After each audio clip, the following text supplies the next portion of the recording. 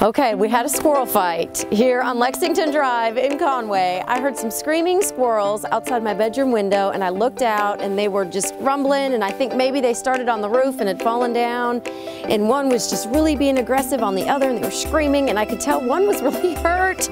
Luckily, my son is a lot more braver than I was. I got the idea to flip the laundry basket over on top of the squirrel to kind of keep it protected, but he could still get oxygen. So Walker, my son, put the laundry basket on top of the squirrel to keep it safe. We needed to do something to save it, and something that was right.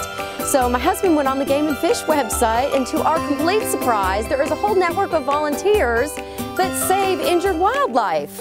And the one that answered was a Mr. Henry in Scott, Arkansas, and he told us to put it in a box, cover it with a blanket, put it on top of a bed of leaves in the garage, and that we could deliver it to him the next day. I deal with squirrels, raccoons, and opossums. We get a lot that they fall out of the trees on the squirrels. A lot of them, tree removal services cut down a tree and the nest is in there, and they get tossed on the ground. In this case, it would be tough. There's really not much you can do with an animal with a broken leg like that.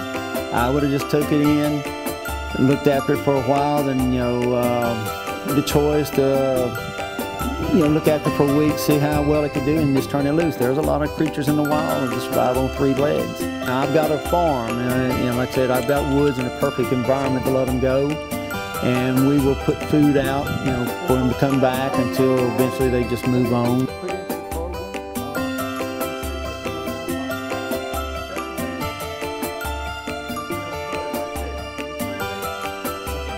Mr. Henry told me if we did think that the squirrel passed in the night, which I think there's a chance that it did.